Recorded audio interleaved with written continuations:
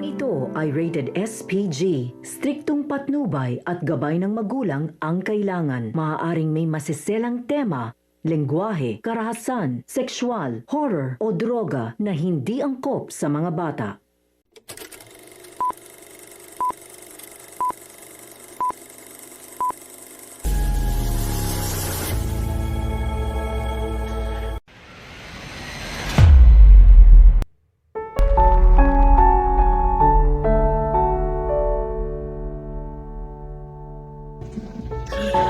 Mula sa produksyon ng ika-12 baitang, ang bagong obrang buong pusong inihahandog ng ALS 2.0.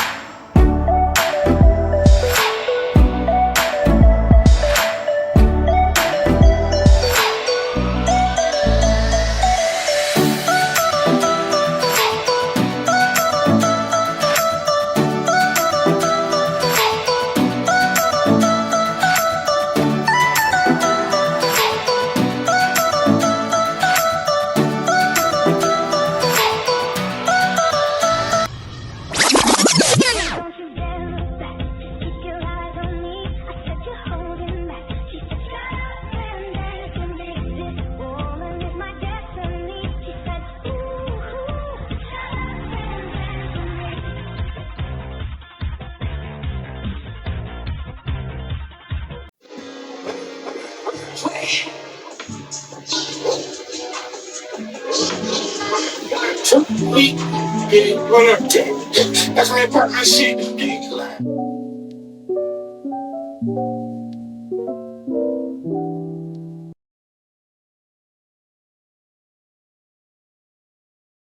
Christine, ano tong nababantayan kung nagpapabaya ka rin sa pag-aaral mo? Alam ko po, ma. Puro ka alam mo, ma, pero di mo naman inayos niyan. Nakakaintindi ka ba? Talaga? O baliwala lang sa iyo yung sakripisyo yung ginawa ko? Yan na nga lang gagawin mo? Ayusin mo lang pag-aaral mo, Pasensya hindi na mo po, pa ma. magawa? Nangangako po ako na babawi at aayusin ko na po si Malangan. Alam mo namang napapagod ako kakatrabaho dito sa ibang bansa. Pag-aral ka lang ng Opo, maayos, ma. tapos hindi mo aayusin dyan sa Pilipinas.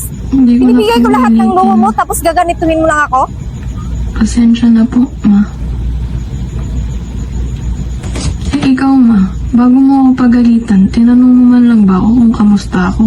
Pag-aaral ko lang naman iniintindi mo, paano naman ako? Ma, may dahilan po ang pagbaba ng grades ko. Di po dahil sa pabaya ako. Nabubuli po ako sa school at alam ko pong ako ang dahilan bakit po nasa ibang bansa ka ngayon.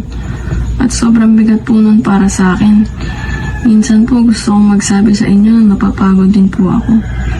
Di ko naman po sinasadyang bumagsak. Natatakot po kasi ako, ma. Ayokong madagdagan pa yung iniisip ninyo.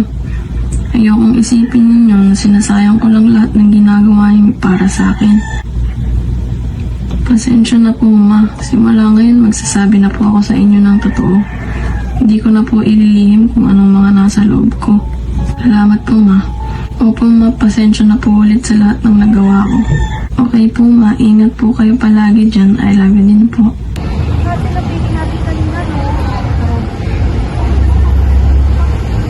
Pansin niyo ba, Christine? Lagi mo mag-isa. Oo, hindi naman talaga kakita. Eh, may sariling mundo kasi yung Tara.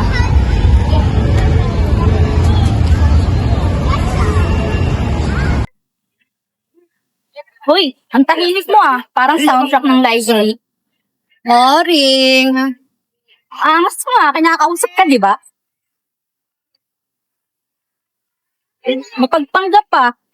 At silencer ka ba o tweet ka? Baka naka-on ang mute button yan. Hala, babe, di ka talaga pinapansin o mumukha kang gamer. Sa susunod ah, pag kinakausap ka, matuto kang sumagot.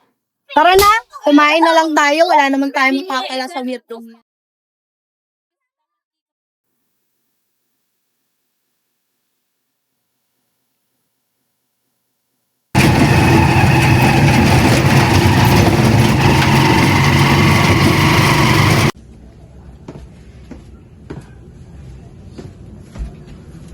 Nak, makauwi ka na rin pala. Gabi na ah.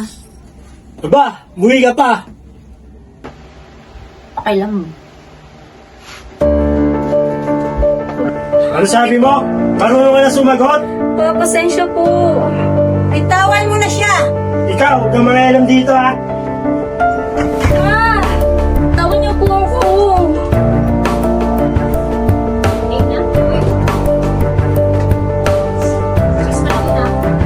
Ikaw, sa susunod na marinig dito sumagot. Magpabalang ha. Di lang yan ang aabutin mo.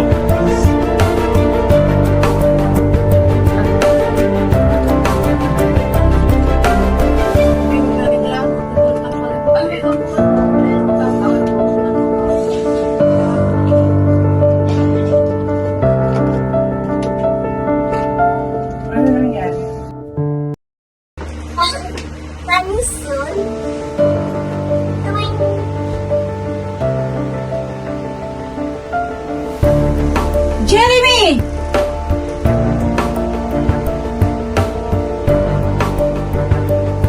Nak. Singa na.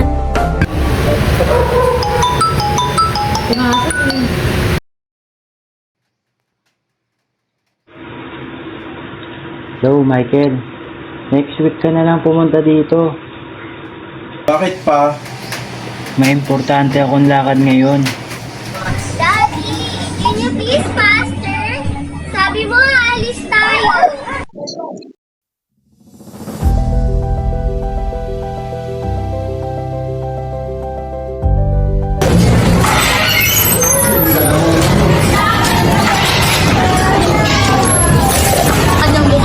Ewan ko kung bakit tayo nandito.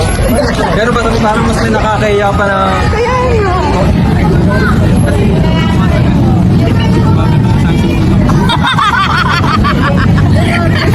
Bakit? Ito.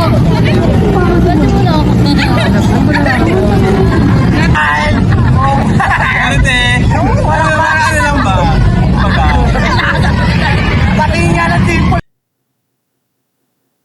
Ay, nandito nga si Mama.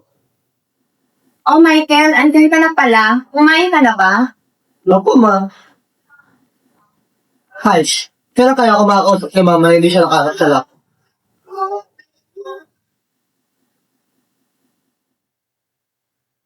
Ay, nandito nga si Mama. Paano lang mapakita? Oh, Michael, akala ko ba pupunta ka pa papa mo? Nandito ka pa.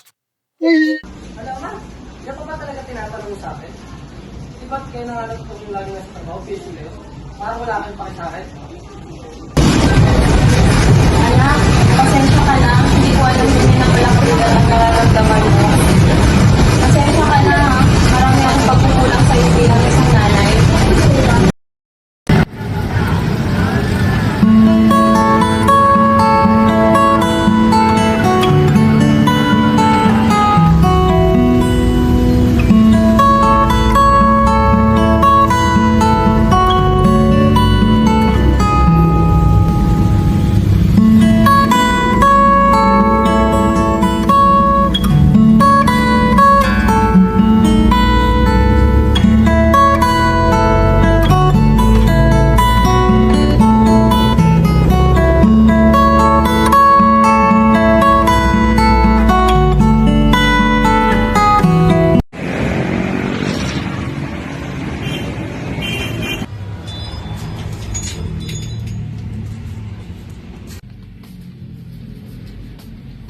Wow, dami ka. Napagsasabay mo pag-aaral at pagkatrabaho ah. Magaling ginagawa mo.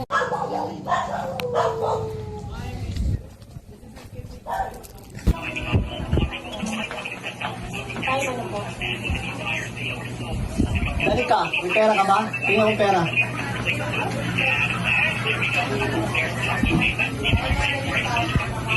Ha? Ito lang.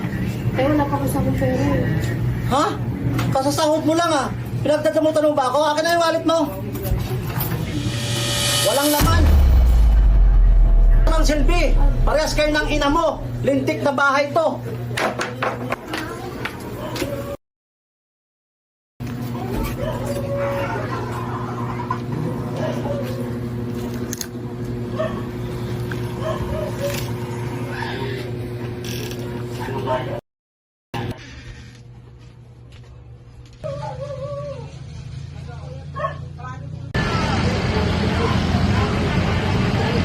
Papasok ang mga kapatid mo sa eskwela! Gisingin mo nga ang kubad-kubad mo! Kapag sila talaga nauli, lagot ka talaga sa akin! Bakit mo na naman bigas? Bakit mo naman pagkain? Buisit na buhay na to!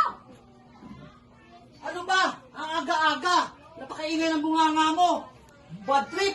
Ikaw kasi puro ka bisyo, puro ka sugal, wala kang inaabot ang pinapamili ng pagkain! Ikaw, mayroon ba? Magtrabaho ka nga doon para magkaroon ka ng pera. Buisit! Tay, ano bang nagawa ninyo? Puro bisyo! Walang binibigyan ng pera, pambili ng pagkain! Mabuti ka, gumising ka na! Bumili ka doon! Gawan ko na lang po ng paraan, Nay. Dapat lang, gawan mo ng paraan kung saan mo ginagastos ang pera mo, lintik ka! Bahala. Diyan na kayo.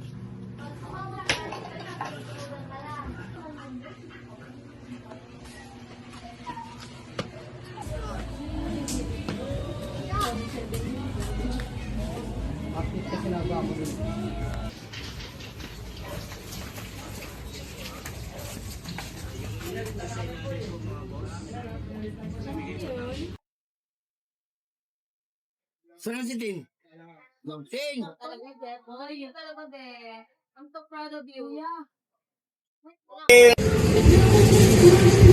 Aling Nela, magandang gabi po. Pwede po ba makautang ng bigas at 2 sardinas? Utang na naman, ang haba-haba na nalistahan mo dito, oh. Wala na kapag nagyan ng notebook ko eh. Pangako na naman, ano tingin mo sa tindahan ko, Charity? Magbabawas na lang po ako sa sahod ko kapag sumahod na po ako. Pangako po magbabayad ko ako. Wala po kasi ako mapakain sa mga kapatid ko. Pangako na naman, hindi talaga pwede, magbawas ka muna.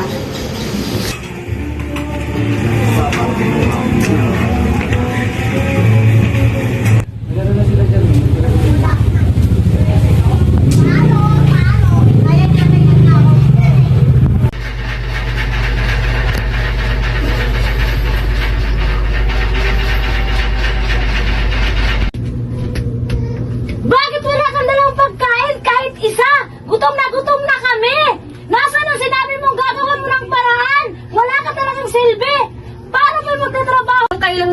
yun, Nay.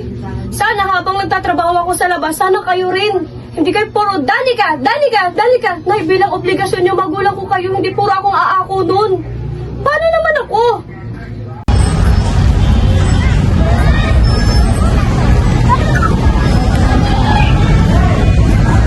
Hey loser, ready to lose again? Kasi last time, talo ka, pangalawa ka na. Hoy, tigilin nyo nga si Aileen. Dapat yung mga katulad ng tao, hindi ka nagpapapansin nga. Tara na nga, hindi dapat pinapansin yung mga ganyan ng tao.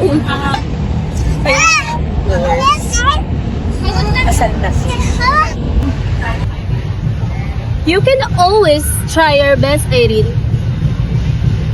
Para sabihin ko sa'yo, ako pa rin ang mananalo. Lamang pa rin ako sa'yo. Ha? Sirs. Tigilan nyo nga si Irene, umalis na kayo dito. Hindi pa tayo tapos, Irene. Let's go.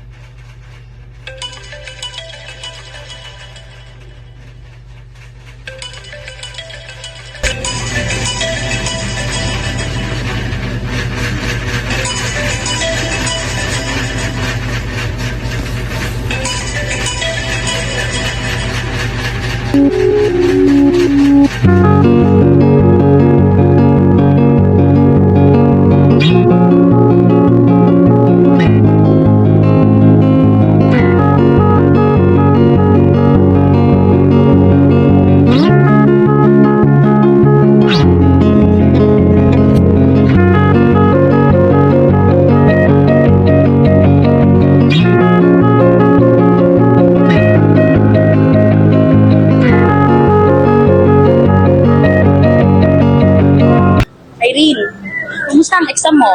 I know you're the highest. Siguro naman, natuto ka na. Ano po kasi, Ma? Can I see your scores?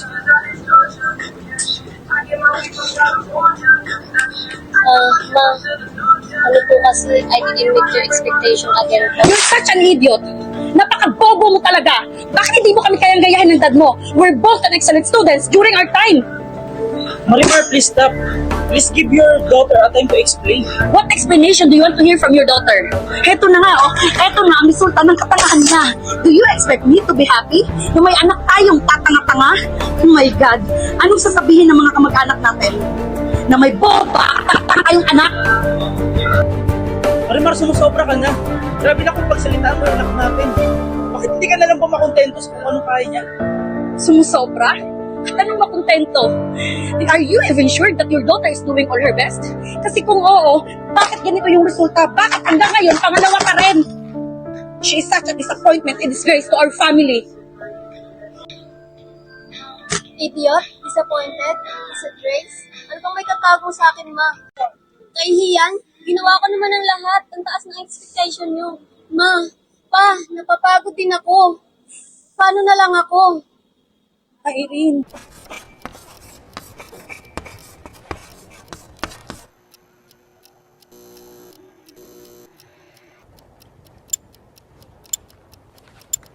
Hello?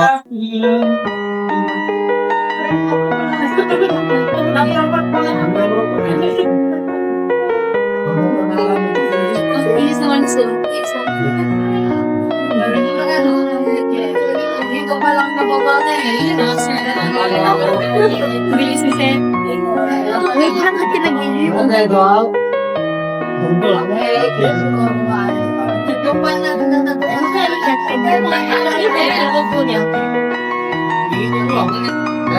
updates yung katabi magsama.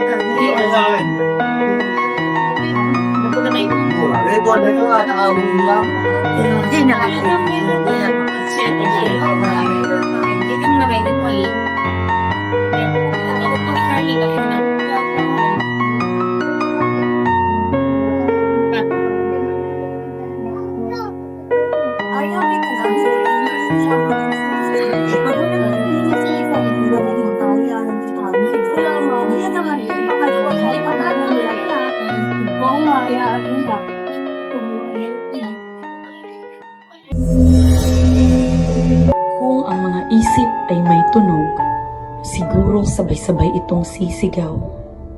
Kaya ko pa ba? Hanggang kailan ako lalaban? Sa likod ng ngiti, may pagod na tago. Sa likod ng tawa, may takot na buo. Akademikong pressure, parang ulan. Walang tigil, walang pahinga, walang paalam. May responsableng anak, may achiever sa unahan. May tahimik na idealista, may makulit na troublemaker. Pero sa totoo lang, siya ang pinakamaraming dinadala sa loob niya lang. Funny sa mata pero seryoso sa laban. Magkakaiba man ng kwento, iisa ang pinanggagalingan. Pamilya, pangarap, at kinabukasang hinahabol. Habang ang tanong sa isip ay paulit-ulit na habulgol. Sa gitna ng ingay ng mundo at bulong ng takot sa dibdib, malalagpasan kaya nila o tuluyang matatangay ng presyong pilit silang binibitbit.